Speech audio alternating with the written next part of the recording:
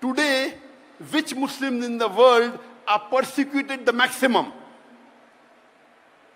Can you guess? Muslims in which part of the world are persecuted the maximum? Can you guess? From where? Myanmar. Palestine. According to me, today, maximum that Muslims are being persecuted is in Xinjiang, China. Uighur Muslims. Yes, Muslims are being persecuted in Myanmar a lot, in Palestine a lot, but in China, it is on different levels. At least in Palestine, the Muslims can pray Salah. Correct? They can say Allahu Akbar. They can fast. They can read the Quran. They can get the contentment in their heart. They are being persecuted without doubt.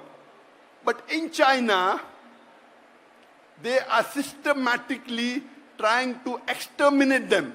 If you know history, in the middle part of the 20th century, a lot of part of Turkey was taken over by the countries.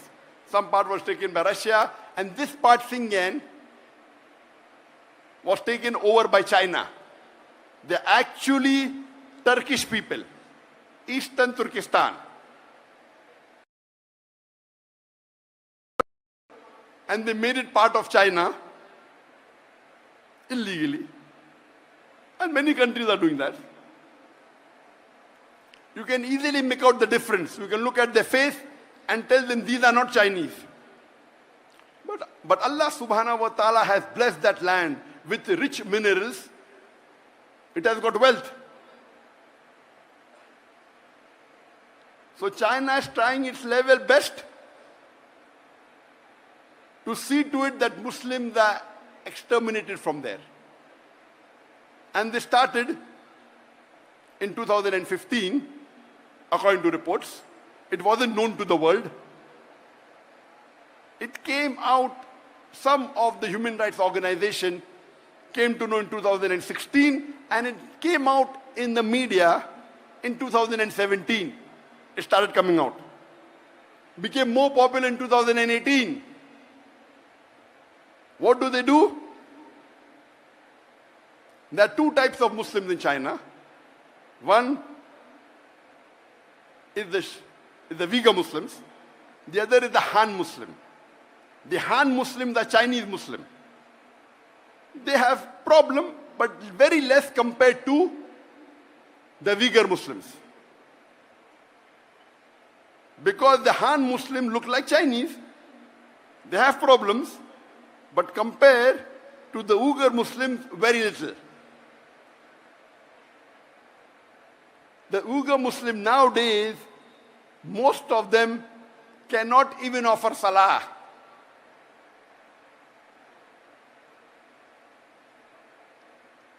They are not allowed to fast. They are forced to have food during Ramadan. Many are forced to have alcohol. They aren't allowed to learn Arabic. And if they don't listen to the authorities, they are put into concentration camps. The Chinese government says this is re-education. Re-education. Many of the Uighur Muslims in these concentration camps, they are tortured. They are harassed. They are asked to give up their religion. They are asked to follow communism. And those that are outside, they are being tracked by cameras, by face recognition. And this has been leaked by the human organization. Almost all of them, they are non-Muslim organizations. So much so that 1 month before, in July, there were 22 countries that wrote a letter to UN objecting on the human rights violation against the Uyghur Muslim in China. 22 countries. There are about 195 countries in the UN. 22 countries wrote a letter to UN saying there is human right violation in China against the Uyghur Muslims. And do you know, out of these 22 countries, there was not a single Muslim country which objected. All of them were non-Muslim country, mostly European country. Isn't it a shame? There are about 56 countries in the world, more than 25% of the countries in the world, they have majority Muslims. It were 22 non-Muslim countries who objected to the violation of human rights in UN. And when interviews were taken of some of the heads of states, and some did say that Muslims are weak, it will not benefit us much to object. To tell you the fact, they may be right. What they're doing, if you did not object and kept quiet, they may be using the rule of the Sharia, let a small loss take place to prevent a big loss. The Sharia gives you permission in Islam, it's usul, that let a small loss take place to prevent a big loss. If you think by objecting, you will not get any benefit, but there may be retaliation, there may be problem in your country, and if you do not take the best or the second best option of stopping with the hand or stopping with the tongue, you remain silent. This, if the situation is like that really, that if you object there may be retaliation, and if you take the decision of keeping quiet, Sharia gives you permission. That among the 56 countries, no one had the guts. But 22 non-Muslim countries had the guts. Here the story doesn't end. The story which is really disheartening is, few days later, 37 countries give a letter to UN saying what the Chinese government is doing is correct. They are not torturing the Muslims. They are not violating human rights. They are educating them. They are doing anti-terrorism. 37 countries. Out of these 37 countries, 15 countries were Muslim countries. More than 40% of the countries which supported China, saying that what you're doing is right against the Muslims, what you're torturing them is correct, it is anti-terrorism, they were Muslims.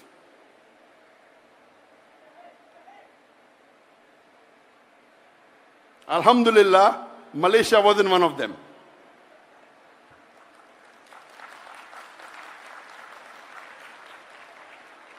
I don't want to take the names of the country which gave a letter, because I want to wake up the Muslims. By Allah's grace, I meet the heads of most of these countries. Whenever I meet head of state, my job as a da'i is to convey the message of Allah. Whether they follow or not, it's in their hand. I don't want to take the name because I don't want to embarrass them. But my request to the heads of states of this country, that our beloved Prophet said, if any Muslim is in problem, it is like if one part of the body is in problem, all the rest part, all the cells go to defend it. This is the Ummah.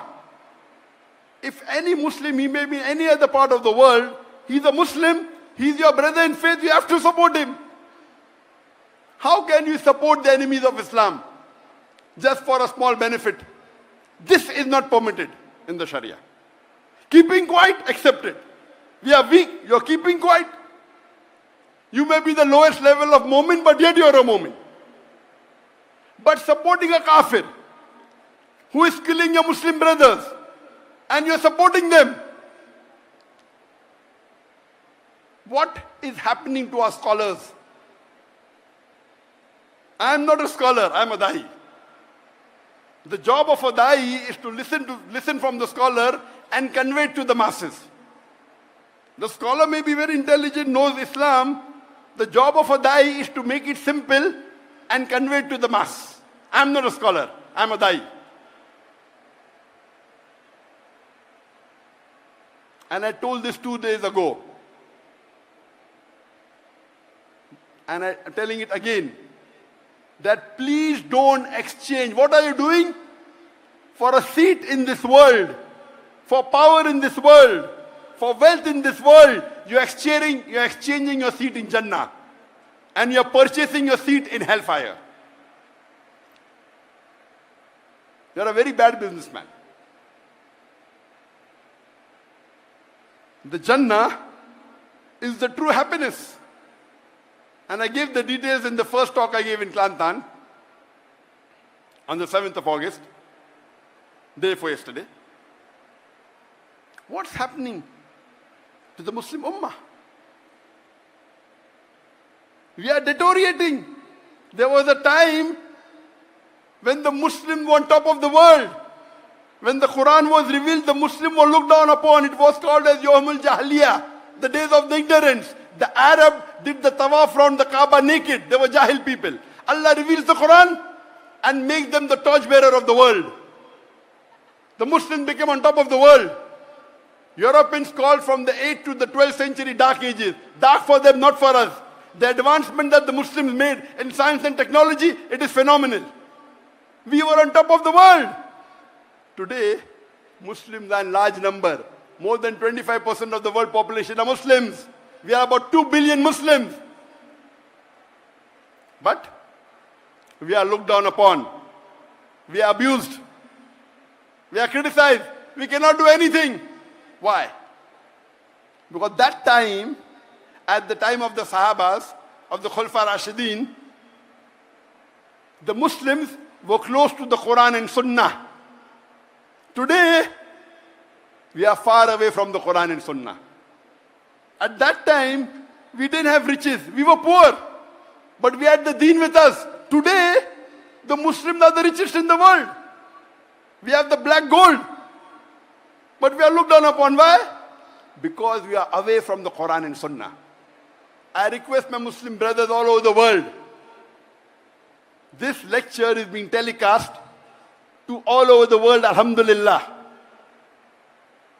Through the YouTube, which has more than 1 million subscribers, through my Facebook, which has 17.3 million followers, and through Peace TV English, which has 100 million viewers, Peace TV Urdu, 80 million viewers, Peace TV Bangla, 50 million viewers, and Peace TV Chinese, Peace TV Mandarin, 20 million viewers.